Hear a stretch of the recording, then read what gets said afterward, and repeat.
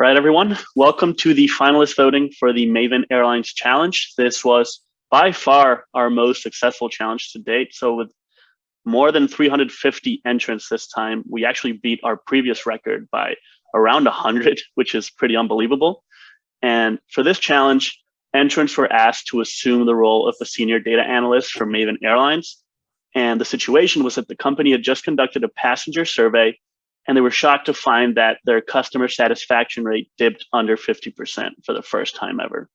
So the task here for all the entrants was to analyze the data, which contained information about each passenger, their flight details, and then 14 different ratings for factors like cleanliness, comfort, and service, and then finally recommend a data-driven strategy for increasing that overall customer satisfaction rate. So what we had to do is evaluate all these entries, and what we did that by kind of checking on the quality of the analysis, the overall visualization choices, and then just the flow and design of the general dashboard. And what we had to do is just narrow that down to a final, much smaller list of just 9 finalists, which we're actually now going to discuss to eventually debate and select the winner. So with that said, let's get us started. Awesome. Yeah. So I'll speak to Stutis' entry. This was a really solid entry all around. There are a couple of minor things that I might change, but generally I'm a really big fan of this one. So first, across the top, we've got some high-level summary metrics to understand how big the survey was and overall satisfaction and dissatisfaction. I thought that was great to kind of ground the analysis. In the middle, we've got a really good Likert analysis, which I think is quite well done. There's good ordering, good coloring. It just made it really easy to interpret which factors were the most and least satisfied for customers. On the left, that's my favorite part of this entry, the survey respondents profile. I think it does a really good job of showing both the size of these different segments as well as their split between neutral or dissatisfied and then satisfied. It does it really well in a succinct way, so it's great for processing that. The one thing I might change on that part is under the by age grouping in the bottom left, you might want to split out the adults group a little more granularly. That bucket ended up being kind of all of the respondents or close to all the respondents. So maybe just split that one out a little bit more. There could be some interesting stuff there. But overall, loved that whole left side. My least favorite part of this entry was the departure and arrival delay chart in the top right. I think this one makes the reader do a little too much work compared to what they need to do.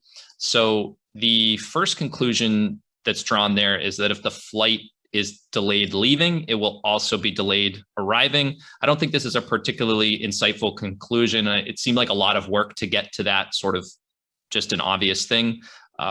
The more valuable nugget from that chart here to me is the difference in the average delay time between folks who were neutral or dissatisfied and those who were satisfied. And I just think there would have been a better way to illustrate this point so it's easier for the reader to grasp that particular point, that second conclusion. So I would rework that top chart entirely and forget about the correlation analysis there. The recommendations were solid. 1, 2, and 3 are based on those worst performers from the Likert analysis. And then number 4 came from that insight about the delay time that was in the top right. So I love seeing data-driven recommendations here. Overall, really happy with this one. Great job, Stuti. I really liked Anushka's work.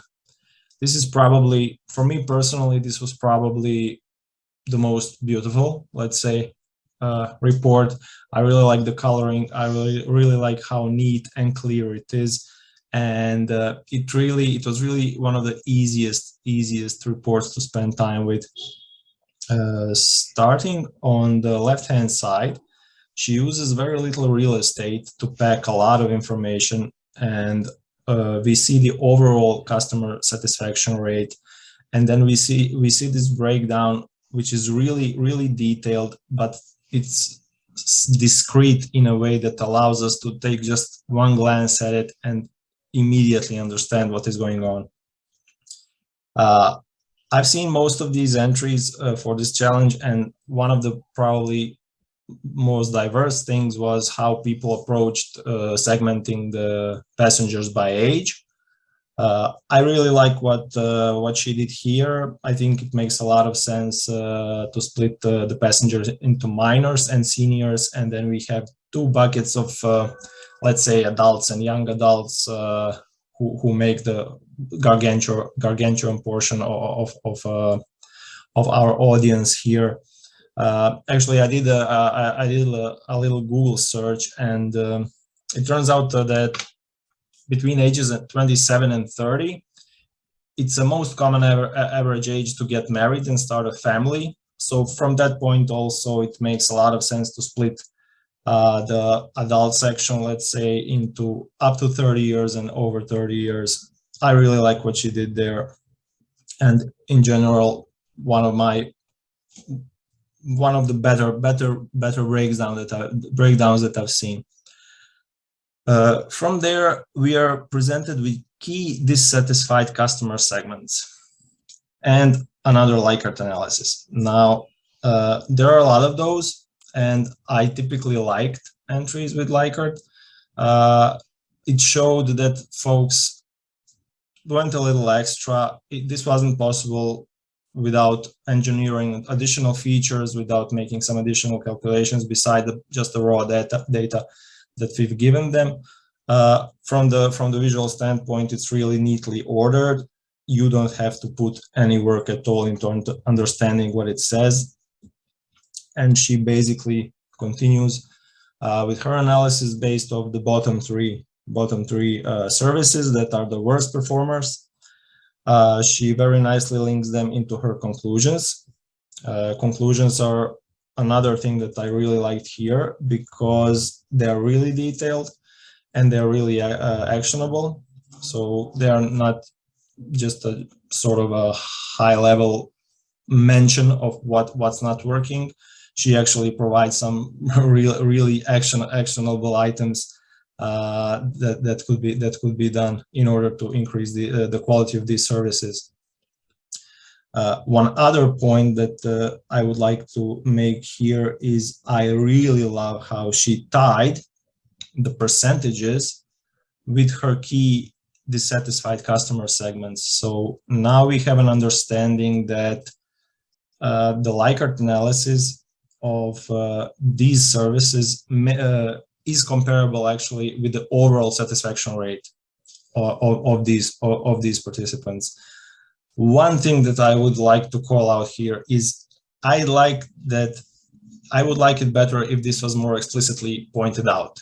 So as it is, we have an explanation that it's a percentage of dissatisfied and neutral, but there isn't a direct link that connects dissatisfied and neutral from the Likert with the overall. So folks who said 1, 2, and 3 in the Likert, and folks who replied with the binary dissatisfied or neutral in that column. Other than that, I really like this entry. It's a very clear narrative. It tells a story, and in the end, it provides recommendations, which is what we actually ended up asking in the challenge. So good job here. All right, I'll take this one. You guys know I'm a sucker for good visual design. I think this is one of the strongest submissions that I saw from a pure design standpoint. Really clean, really polished, minimal noise, all of those kind of best practices from a layout and visualization standpoint. I love that it follows a very intuitive kind of top-down flow. So she starts with these very high-level summary stats, then drills into customer segmentation, then goes into a slightly deeper analysis of satisfaction ratings by flight distance, all driving down to that list of data-driven recommendations at the end. So in that regard, I think Rachel really nailed the challenge prompt for this one. And pro tip for anyone viewing this, this is a really, really effective blueprint for this type of analysis, because what it does is guide that end user through your thought process and really helps support and drive home the recommendations that you make at the end. So fantastic job in that sense.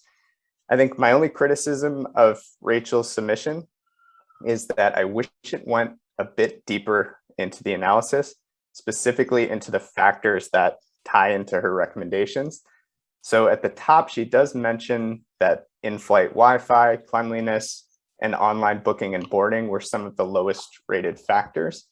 But I really wish we could have seen some visuals to help tell that story, instead of spending so much time and real estate focusing in on flight distances, which ultimately don't really factor into her recommendations at all.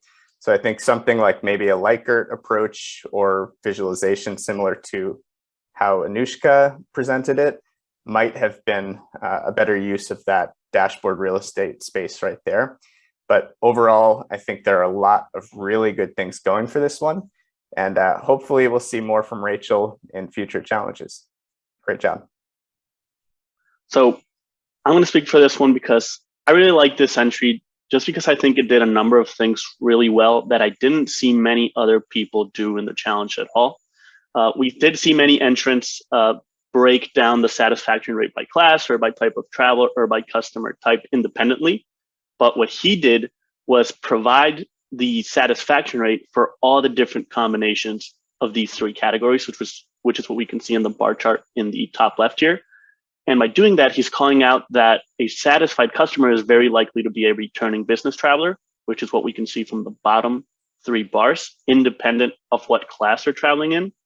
And also that the least satisfied customers are actually first-time personal travelers, specifically those flying in economy plus and business classes. So not economy, which is interesting, and it may have to do something with managing expectations on the airlines front. Now, the next chart, which is kind of like a nice combination of a line and an area chart, is used to show that passengers between, I think, around 40 and 60 tend to be more satisfied, which is why he's using that kind of the shading there, while the younger and the older generations tend to be not as satisfied or not satisfied.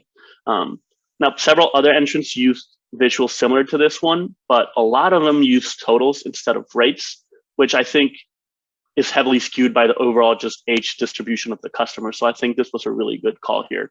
And the kind of shading was another nice touch that he added there. And the other chart that I thought was really unique and really clever was the scatter plot here.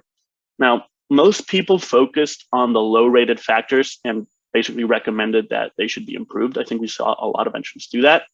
But the challenge specifically pointed out that the metric of interest was the overall satisfaction rate. So as I was sifting through the entries, I was looking for someone to point out whether a high or a low score for a factor ultimately had some sort of an impact on whether a customer was satisfied overall or not.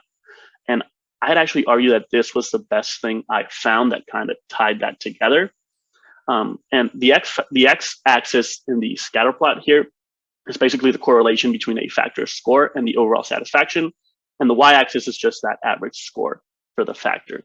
So what Istiaka is proposing here is that Maven Airlines promotes factors with above average correlation and above average ratings because they are our best selling points, and that they work on factors, in this case, just the in-flight Wi-Fi service, that have above average correlation but below average ratings. And what's interesting is that he's not proposing that we work on other factors that people mentioned a lot, like the gate location, or I think it was the ease of online booking, because they're not that highly correlated with whether a customer ended up rating or being satisfied at the end or not. Now, the final visual, I'd say, isn't as strong, and I definitely think that the overall design and the flow and the recommendations could be more polished, but I do think he's got some really, really smart insights here, so that's why I really like this one. All right, so once again, we see Gerard here in our finalist circle. You're stuck with me, Gerard, sorry. No, but I love this. I always, Gerard's dashboards and presentations always catch my eye because they're very clean. They always have interesting takeaways that draw the eye. And I want to, commend Gerard for conducting this Likert analysis. I think he was one of the first people out there to do this. And I think he inspired a lot of other folks to center their analysis around this, which I think is a very effective visualization. Another thing that I like as a statistician, I wouldn't say statistician, but someone with a lot of stats in their background, is this concern about potential data skew. So he mentions that the proportion of economy to business passengers in our data is much more heavily favored towards business than what we would see, in actual flight volume. So I think that's an interesting insight. One thing that I actually, so there's so many ways to cut this data, and he cut it by economy and economy plus versus business class because of this potential skew. I actually think there's a really valid business case to cut this. Like, it would have been really cool, but most airlines only really care about their business class passengers. If we're, as tourists, right, we book a flight maybe once or twice a year. We always book the cheapest. So an airline's ability to really cater or concern themselves with some of the economy class passengers and some of the less frequent travelers is a little bit limited. So I think there's a really interesting business case for separating this data like this as well. And so I love that split, and I love this angle, and I love the Likert analysis. A few things that I, a few points of feedback that I think would really take this to the next level is, one thing is we took the Likert and then converted that into NPS, but I don't really see much, I don't really see too much additional insight coming from that focus on NPS. So if I look at the Likert scale visual, then immediately to the right on both business and economy, the conclusions are roughly the same, right? Like if we convert this Likert scale to NPS, the ones with the lowest Likert have the lowest NPS and vice versa. So we might have been able to free up some real estate by just focusing on one Likert scale. The other piece, I think my biggest gripe is the dissatisfaction by age band. So our y-axis here is absolute volume of passengers by age group.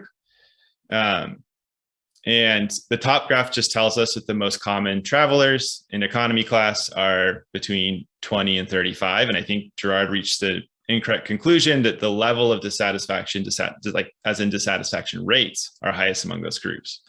But if we were to normalize this and look at percentages, as some other analyses did, we would actually see that the dissatisfaction rate, depending on how we slice age, is actually higher at the tails of the age distribution. In fact, if we look at business class, one of the few places where the absolute volume of dissatisfaction occurs is in that older bracket and in that younger bracket.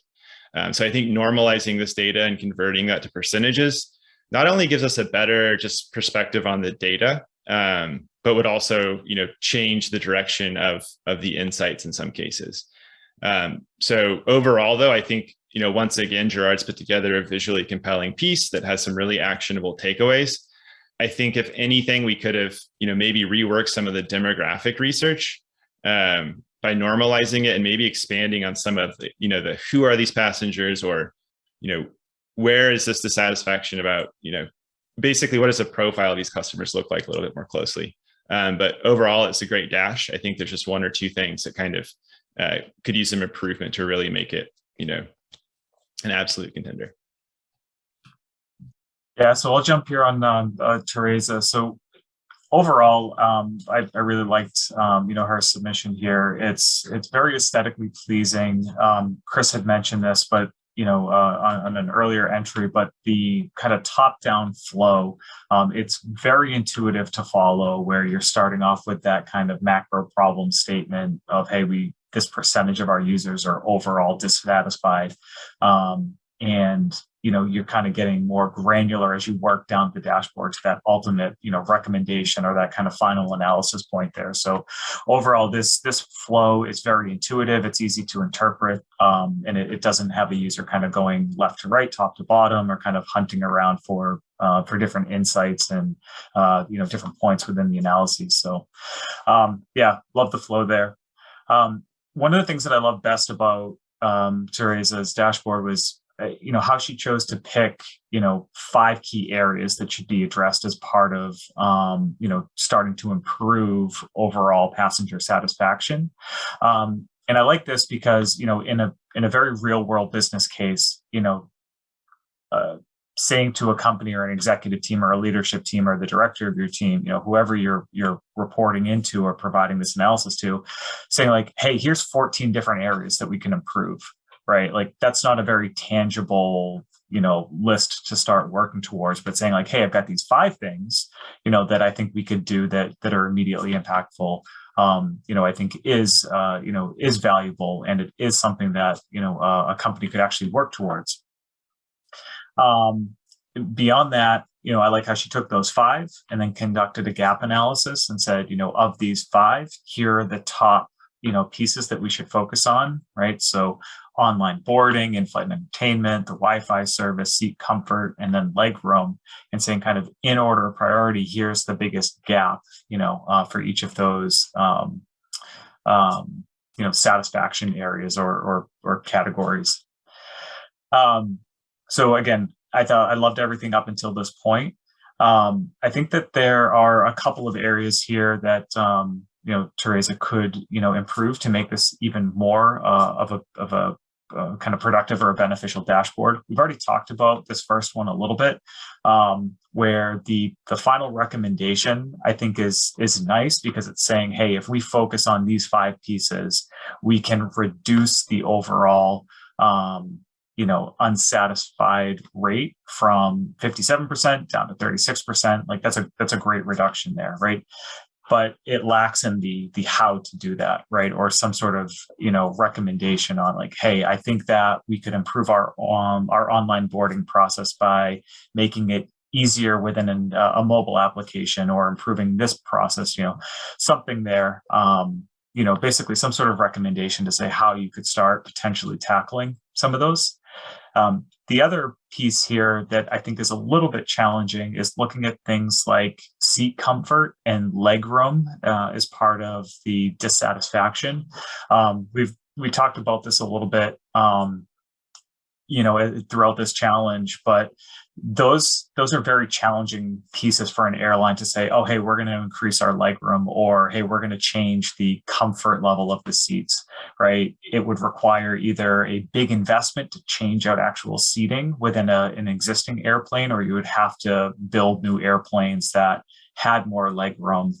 So again, that it potentially cost prohibitive to actually impact those two areas where customers were relatively unsatisfied, with seat comfort and legroom. But overall, I really like the submission here. I thought it was solid. I think it's very logical and makes sense. And I like the kind of bite-sized approach of here's 5 things that you should tackle.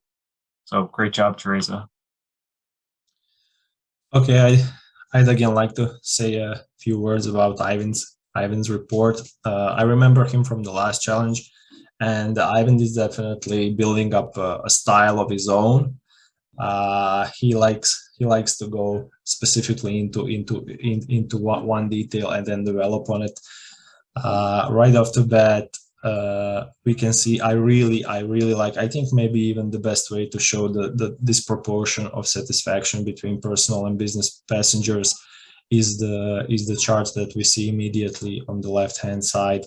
I like the 3-way split of the entire layout. So starting from the left, we are really hammered with this disproportion of satisfaction, and not a lot of people did this. This time it is normalized, so we really have a clear understanding of the gap, of the actual gap. We see that it is normalized by 100 respondents. Immediately after that, Ivan gives an info that 1/3 basically of the passengers are personal passengers, so this gap is not just justified at all. And from there, he really focuses on personal travelers in the rest of his analysis. In the middle part, I don't know if you guys noticed the pun with the good news question mark. I really laughed when I saw that one. The numbers correctly omit zeros, which is something Enrique mentioned, and a lot of folks actually missed this. 0 entries actually mean not applicable, and by the dictionary, by the data dictionary Enrique provided, they should be omitted. The difference in the results isn't always that big, but it is there, and in this particular case, it is accounted for. I like the sorting, so we don't have to work very hard to figure out what are the weakest services that we offer as a company. And I like the sort of 2-tier plan, action plan. We have the immediately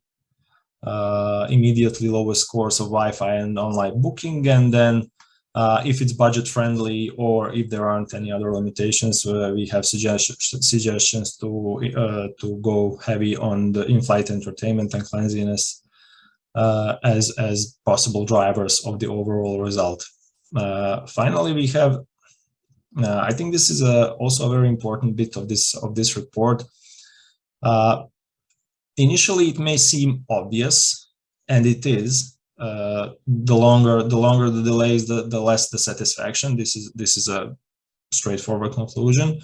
The satisfaction rate rises as the length of the travel increase. Again, something that could be explained by simply having a more comfortable airplane on a longer flight.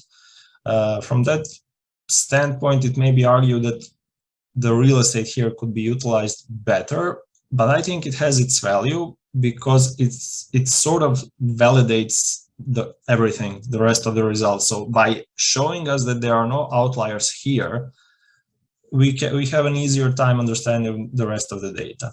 One other important piece, and again, not a lot of folks did this, is the limitation and assumptions. Now, we saw just recently with Gerald, mentioned possible skew, whereas Ivan assumes that the survey sample is representative of the population of travelers. Either one can be correct, but specifically for this reason, I think it's important that both of these guys mention this in the report itself. It brings us to the fact that it doesn't have to be the case, and it's definitely something that not a lot of people did. Finally, we have, and I'm not sure if I'm 100% on board with this, we have this lack of time context. That's not necessarily true. The challenge does say that this is the first time that our rates have dipped below 50%. With that said, it is possible that every individual service was maybe lower, now it's higher. We don't have that kind of information. That's true. I just wanted to put it out there. Maybe this is something that could be omitted. I don't know. I like it. I think this final right section has a lot of value compared to the overall report. Ivan's design, similar to the last time, bichromatic. It's not very flashy. This is then a matter of preference. As I said, he's kind of building his own style. I personally find it pleasing. Other than that, it's really easy. It's really easy to look at this and understand what it says. All right, I'll take Stephanie's. So I was just looking at her LinkedIn post for this one, and she got 400 reactions on the post. So anybody who's looking to build their own brand, take note. Sharing your work like this it's a really good way to put yourself on display. And even if it doesn't really work out the first time, Stephanie sort of built that over time. So definitely take a look at that and consider doing this yourself if you haven't been. So Stephanie's got a really good visual design eye. We've seen this from entries from her in the past. This one is absolutely no different. I like how she really gets focused in some of the sections and just gives you the exact information that she wants you to see and nothing more. So some examples of that are on the left. There's the top 5 customer satisfaction categories, made this really easy to see and highlighted the top 2. Same thing with the bottom 5 customer satisfaction categories. This was equally easy to see. The one below that, the top 5 dissatisfied or neutral demographics, was a pretty interesting one. In this one, she was looking across different buckets on different dimensions, and then basically looked at all of these pockets that were particularly dissatisfied to call out sort of the worst performers, not just on one dimension, but on any dimension, so I really liked that chart. I thought that was really cool. If I had to change anything, I think it would be the charts kind of in the top right here, where it's talking about discrepancies. So I think the data is good, and it actually does focus well on some important things. But I think, to me, this is another example of a chart maybe trying to do too much. So in this case, the longer bar and the shorter bar always add to 100%. So the including both of them isn't giving you any additional information, but it's making your brain try to process a little bit more. So I think just if you focused on either just the satisfied or just the dissatisfied and neutral, that would make an improvement there. You could, in the one on the top right, you could probably then compare all 9 of those on one axis, and you could then see everything together. That would be a little easier to process. So I'm kind of stretching. In general, I think this was a really good entry. And I also liked the recommendations. They were solid, and they all came out of the 3 worst performing areas. So no surprise here from Stephanie. Another awesome entry. Great job. And moving on to our last finalist, which is Marjolaine. So this is another entry that I really like just because of the uniqueness of the approach and basically just a straightforward recommendation that directly tackles the issue in the challenge at hand, which is basically getting the customer satisfaction levels back over at 50%. And what Marjolaine is trying to convey here is basically that we've got, as you can see in one of the KPIs, we've got a 7% gap that we need to overcome, which translates to 9,100 passengers, because we're currently at a 43% overall satisfaction rate. So what she tried to do in her analysis was find the most effective lever to pull, basically, that would most likely impact these passengers and then get the company back to the desired satisfaction level. And what she found, if we look at the last row in our heat map in the kind of middle left here, is that 86% of the passengers that rated online boarding, that category, with a 1, ended up also stating that they were generally unsatisfied, or well, neutral or dissatisfied, rather. The same goes for 89% of the passengers that gave it a rating of 2, and 86% of the passengers that gave it a rating of 3. And then that significantly drops to 38% for a rating of 4 and a tiny 13% for a rating of 5. So she's basically saying that online boarding kind of highly correlates with the general satisfaction levels. So from there, she takes it a level deeper, and in the decomposition tree, which I think might be, in my opinion, the most effective decomposition tree we've seen in any challenge.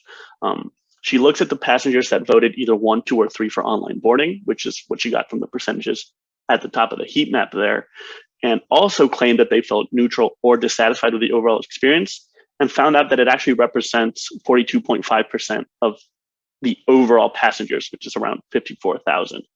So her recommendation is to improve the online boarding experience so that at least 16.8% of this segment would kind of upgrade their score to a 4 or a 5 based on those improvements, and subsequently grade it with an overall level of satisfaction, which would bring the company then back to a 50% level of overall satisfaction.